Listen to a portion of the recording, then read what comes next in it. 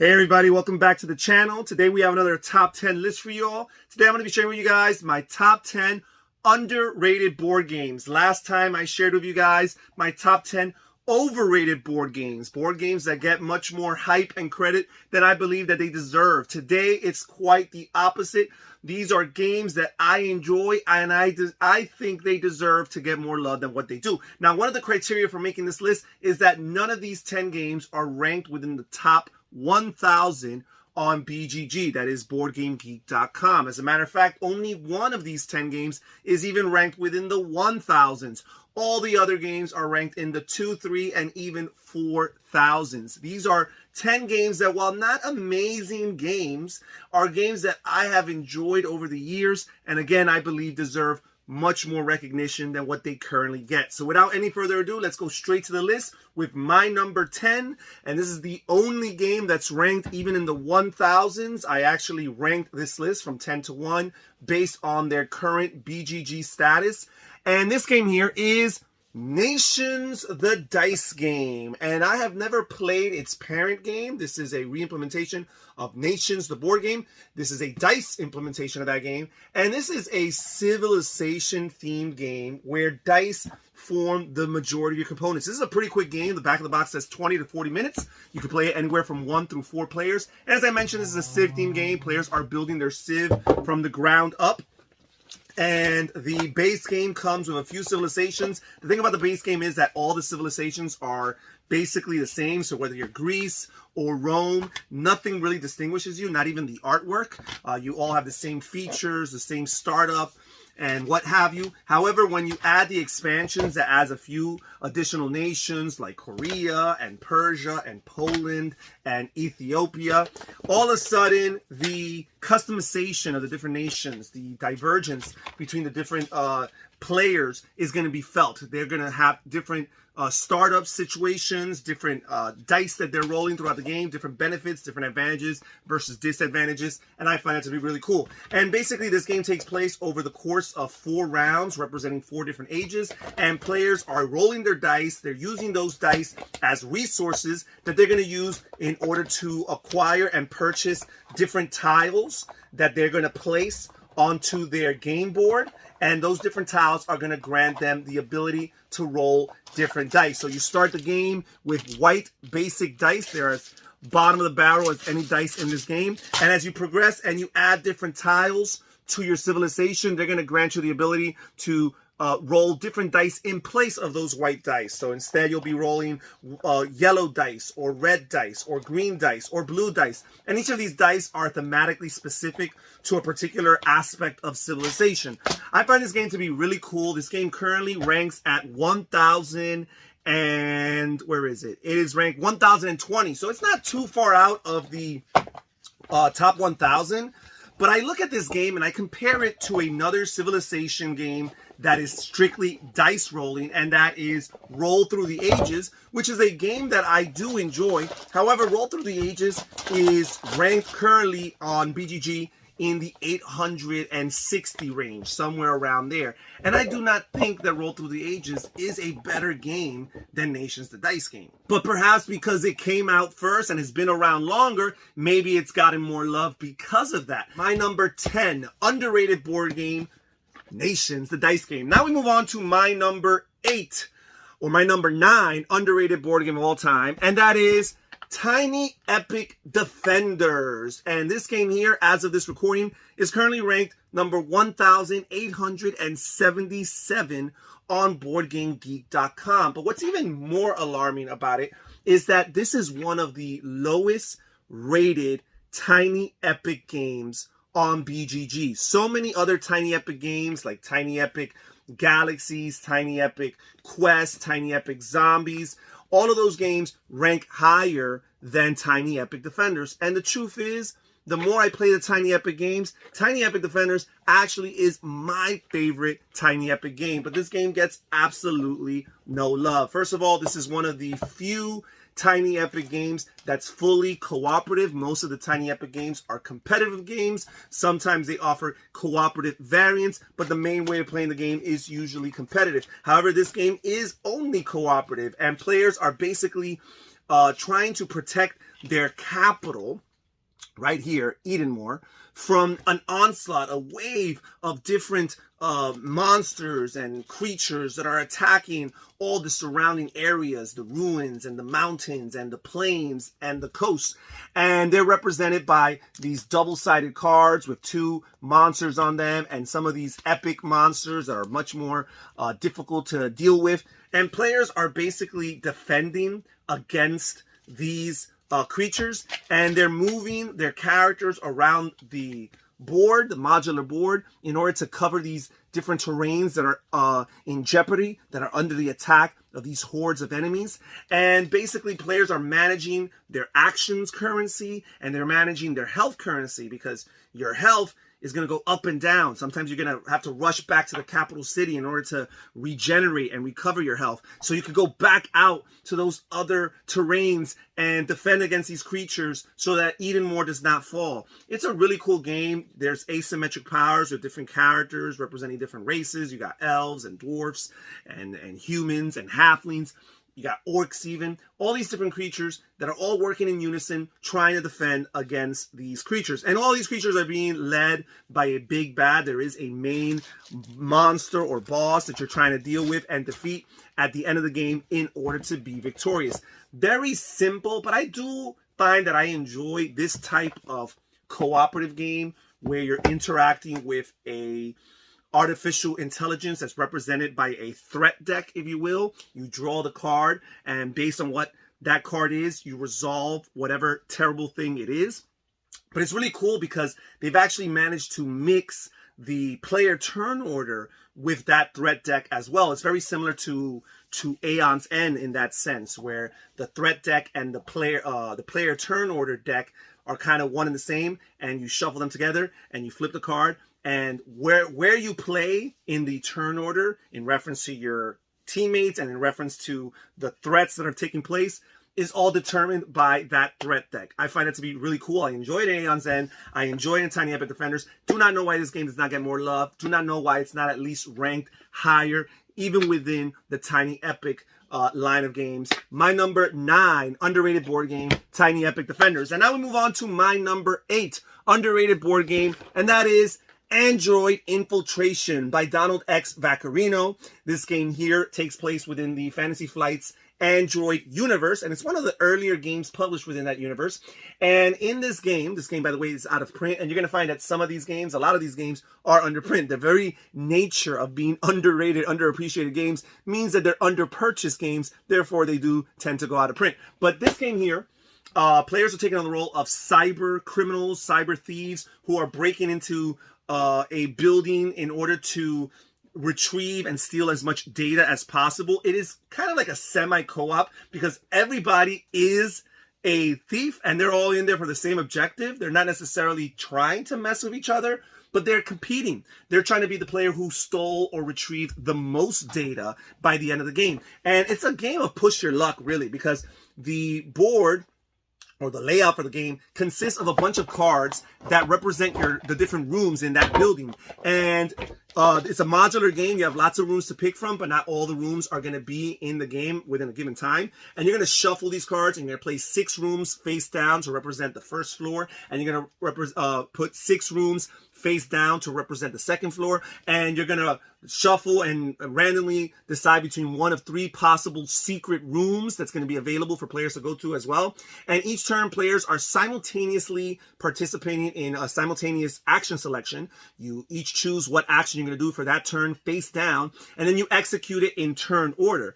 And then when you reveal it, you realize who's going to do what. And here's the thing. How you choose that action selection is very key, because you got to anticipate your opponent's decisions, what you think they're going to do, because there are certain actions that, depending on where you are in the turn order, if you choose them, that action may or may not be available for you by the time it gets to be your turn, because perhaps someone else took that action before you. So, for example, you're trying to steal data from a particular room, but there's only so much data to steal. Well, if you are too far down in the turn order line, there might not be any data waiting for you by the time it gets to your turn. So you might want to choose to do something else. You might want to choose to move forward to another room or carry out some other type of action. This game, really cool. The variety of the rooms, the different items that you acquire throughout the course of the game, represented by these smaller cards here that give you different actions that you can take, different from some of the opponents that some of your opponents can take. I find this game to be very, very enjoyable. It gets me into the theme. I like the push your luck aspect. You're rolling a die at the end of each round to determine to raise the alarm as far as police coming to the building. And once the alarm is raised to a certain level, the police have come and the game is over, and whoever is still in the building has lost the game. And it's only those who've actually exited the building before the police come who are even going to factor into the end game situation. So that's something to consider. How deep do you want to go into the room or into the building? The deeper you go, the more interesting it might be, the more data there might be to steal, the more incentive there might be. But at the same time, if you go too far deep, the longer it'll take for you to make your exit out of the room or out of the building. So that's something to factor in. My number 8 underrated board game, Android Infiltration. And now we move on to my number 7. By the way, Android Infiltration, I did not mention, is currently ranked as of this recording at 2,073 on BGG. My number 8 underrated board game of all time is Shadowrift. And this is a fantasy-themed deck-building game that I actually talk about a lot on the channel. I actually do have a playthrough of this game even on the channel. And this game here makes it to lots of my list because I really enjoy this game. As of this recording, this game here is currently ranked on BGG at 2,116, and I believe it deserves more. This is a fantasy-themed deck-building game, as I mentioned, and that combination I find does very well. I find that most of my fantasy-themed deck-building games rank much higher than this one here. This is basically a village defense. You're defending your village, kind of similar to Tiny Epic Defenders. You're defending your village from an onslaught of different bad guys, different monsters, and depending on the scenario, that will determine which enemy deck you use, and you're trying to fend them off and defeat them, but you're not trying to necessarily annihilate them. That's not really the goal. The goal is really to close the Shadowrift, which has basically allowed this gateway into our world from that other dimension. These bad guys were able to cross over and cause so much harm. And basically there's 2 cards within the enemy deck that represent that Shadowrift. So you're trying to acquire the right cards, the seal spell, and additional magic currency within your deck in order to carry out that seal. But you need to get to those Shadowrift cards. So you need to cycle through that enemy deck by defeating them or by manipulating that deck in any other way, and cycle through that deck as much as possible or as quick as possible to get to those Shadowrift cards. All the while, you are growing your deck, you're acquiring different attack cards that are going to help you fight those monsters, because if you don't fight those monsters, the force of evil just gets more and more powerful, exponentially so. So you really want to be able to fend them off. Another thing is you've got your village deck, your town deck on the bottom of the board, and that represents all your villagers, the faithful citizens who make your city keep on going. These are the people you're trying to protect, because that's the end game condition. You're always going to shuffle your village deck, and you're going to deal out 5 cards in your town lineup. And if all 5 spots in your town lineup are occupied by corpses, that is, cards that have been introduced to your village deck because of all the casualties you've suffered, once that entire row is filled with corpses, you have lost the game. So you're going to have to find a way to remove corpses. You're going to have to find a way to acquire additional villagers. There is a special visitor deck that you're going to try to deck build from. You're going to pay resources in order to get villagers to add them to your town to keep that village deck as strong as possible in order to never have a turn where you have 5 courses come up. I just find it to be a really cool game. It is heavy. There's a lot of stuff going on. This is a cooperative game. I do prefer to play it solo, but it has so many cool things going on. Do not understand why it's not even within the top 2,000. My number 7 underrated board game of all time, Shadowrift. And now we move on to my number 6.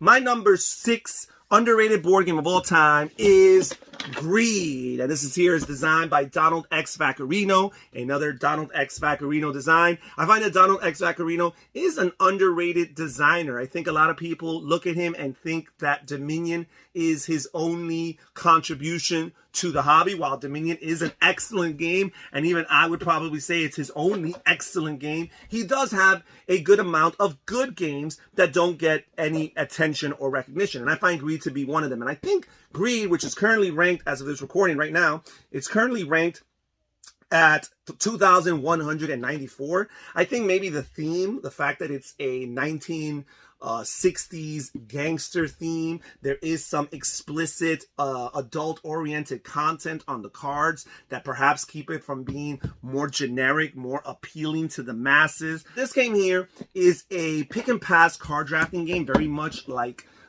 Seven Wonders, and the cool combinations that you can make with the different cards here, the different cards that the game offers here. You go through 12 rounds. The first 3 rounds are strictly just pick and pass, but from round 4 to 12, as you're picking and passing, you're also choosing one of the cards to play. So you always have 4 cards to choose from, and you're trying to map out a strategy. You're playing a card, keeping in mind a future card that you might play, whether it's in your hand or whether you know that it's out there, circulating through the hand of cards, or early on in the game, you're hoping that it's going to come out because you might have some familiarity with all the cards that are in the game. But you're playing one card down, and as you go round by round, you're trying to add additional cards that complement your previous cards well and kind of combo well with one another and trigger different actions and different abilities. And ultimately what you want is you want money, which is represented by these money tokens here. And whoever has the most money, whoever's the gangster with the most money at the end of the game, they are going to be the winner of the game. They're so cool. It's so much variety. Even though there's only like 85 cards, I think, in the game, you never have all of them within a particular game. My number 6 underrated board game of all time, Greed. My number 5 underrated board game of all time is The Witch of Salem, designed by Michael Reneck and published by Cosmos Games. And this here, currently, as of this recording, is ranked number 2,490.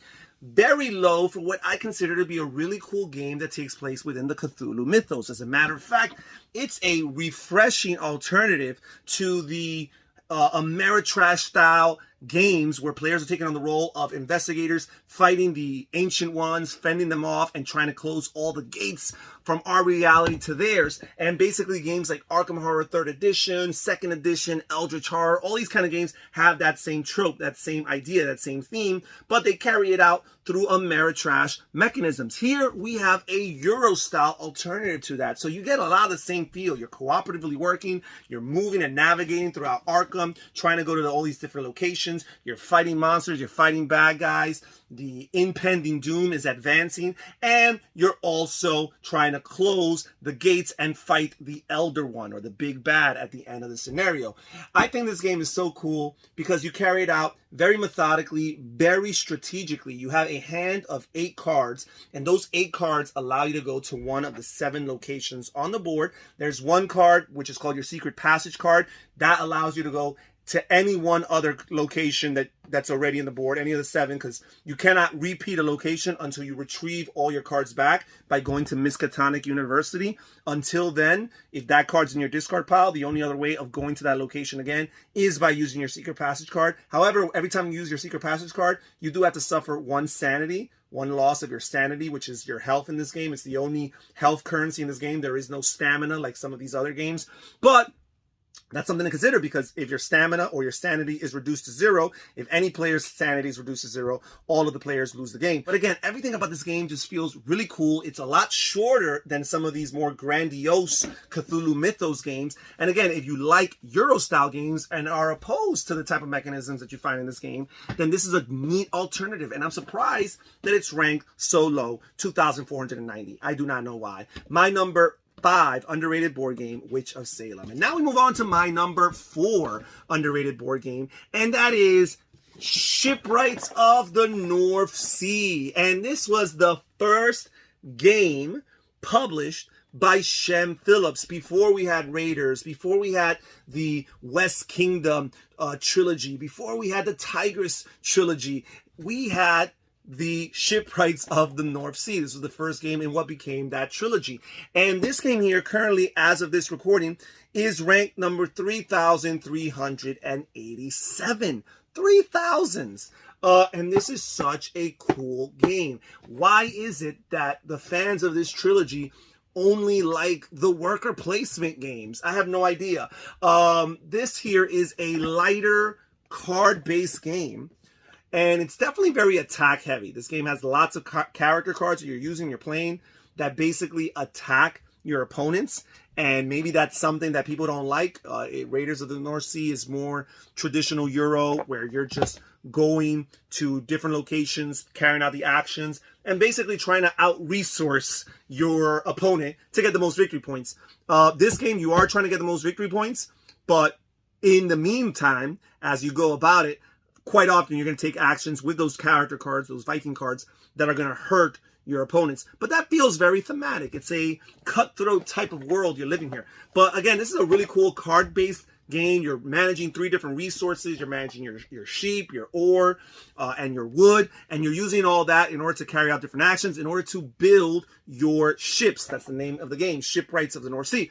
And basically, once a player has built 2 ships, that triggers the end of the game or the final round. And whoever has the most victory points is your winner of the game. And for the most part, those ships are going to get you your resource, your victory points. However, there are some other buildings that players can build that will also grant them victory points. And there are some other things that they could do along the way that will also give them VPs. But I just find this game to be really cool, really enjoyable every time I play it. And I find it to be underrated. Again, I'm not saying that this is better than Raiders of the North Sea by any means, or any of the subsequent trilogies of games that came out. But I just do not believe that it deserves to be in the 3,300s. My number 4 underrated board game, Shipwrights of the North Sea. Now we move on to my number 3 underrated board game, and that is Cosmic Encounter Duel. And this game here was the 2-player re-implementation of Cosmic Encounter. One of the things about Cosmic Encounter is some of the older editions of Cosmic Encounter allowed for two-player variants. However, the game Cosmic Encounter is really made for multiplayer, 3, 4, 5, or 6 really for it to shine. And it's because, in essence, Cosmic Encounter is a negotiating game. And when you don't have enough people to negotiate with, you lose the fun of the game. So this game here was made as an alternative to allowing you to have that Cosmic Encounter feel, the card play, the craziness with the alien powers.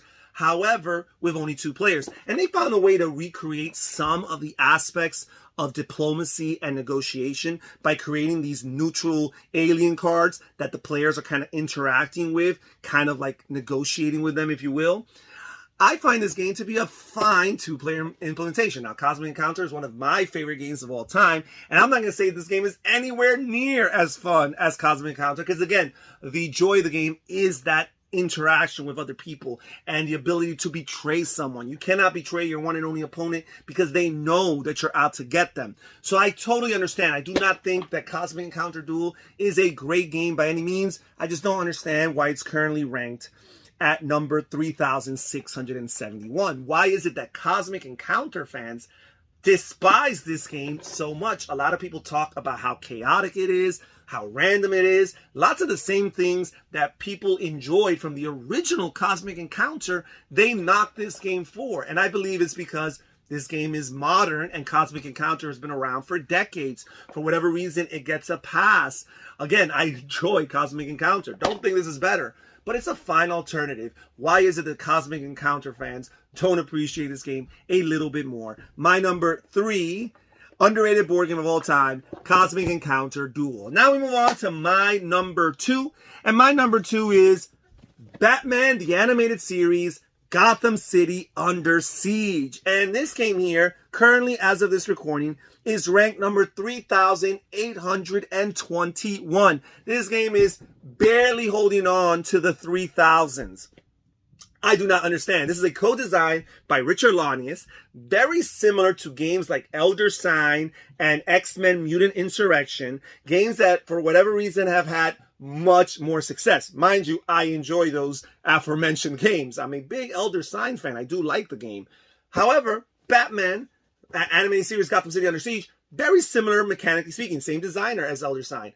Why is it that this game gets no love? Players are taking on the role of Batman or one of his allies, Robin, Catwoman, Batgirl, the Gotham City Police Department, and each of these characters feel very different than one another. They have a different character sheet that grants them different abilities triggered by the dice that they're placing. They have different hand of cards, a deck of cards, and each round they always draw one. Well, they draw two of these skill cards, and they pick one that is currently active for that round, and that card makes them different than everybody else around the table. It grants them an ability that nobody else can do. They also have these 2 skill tokens that grant them abilities, a special ability that they could trigger twice in the game, 3 or 4 times maybe if they're lucky and they're able to retrieve some of those skill tokens back. They might be able to activate that action a few more times in the course of the game. And again, all of these things make the characters feel distinguished. It makes them feel different than their allies, than their teammates. And this is a dice placement game in essence. You're rolling dice. You're using those pip values in order to trigger particular actions on the player's character sheets.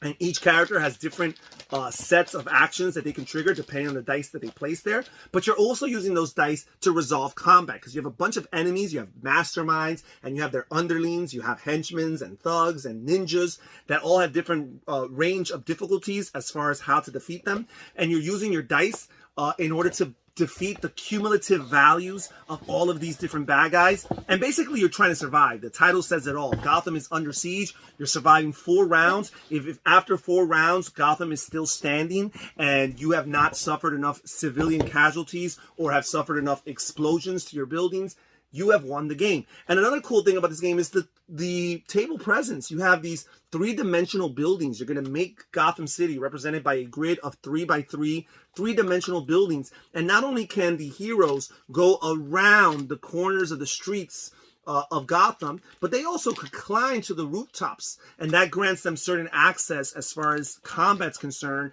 that they wouldn't have if they were on the streets. At the same time, it's a little bit of a liability from a defense perspective, but I find it to be really cool. It's a very popular intellectual property. The game is not too heavy, but at the same time, there's enough meat on the bone. Do not understand why this game is currently ranked number 3,821.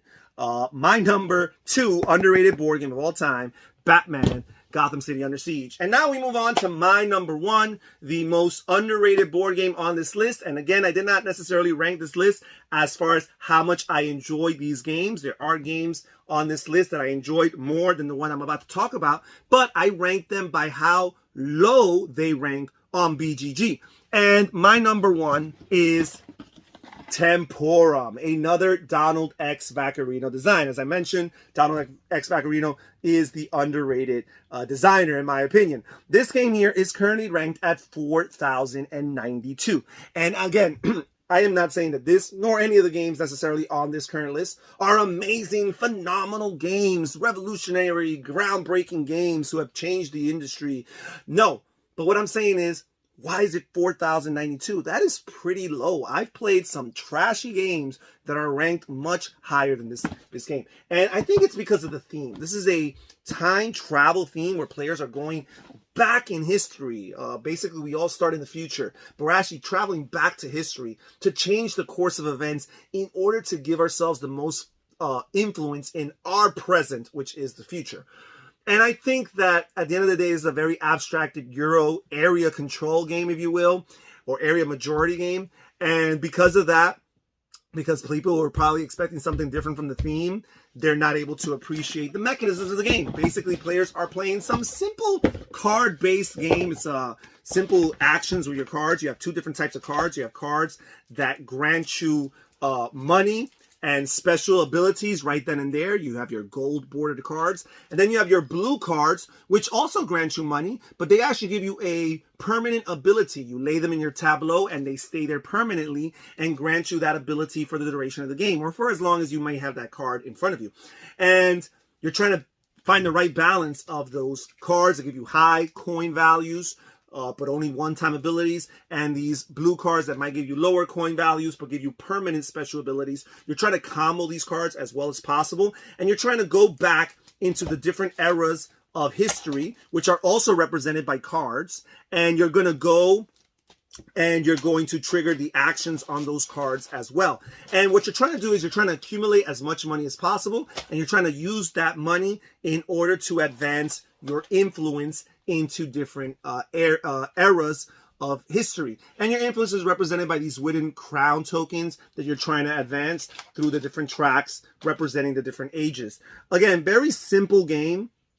I like the fact that the board is divided into multiple timelines, and based on certain actions you can take, you can actually alter the timeline. I do find that to be a little bit thematic. So all of a sudden, you guys were going down through one timeline, someone took an action that deviated the timeline, and now all other players have a new set of actions and decisions to make based on that current timeline that they're working on.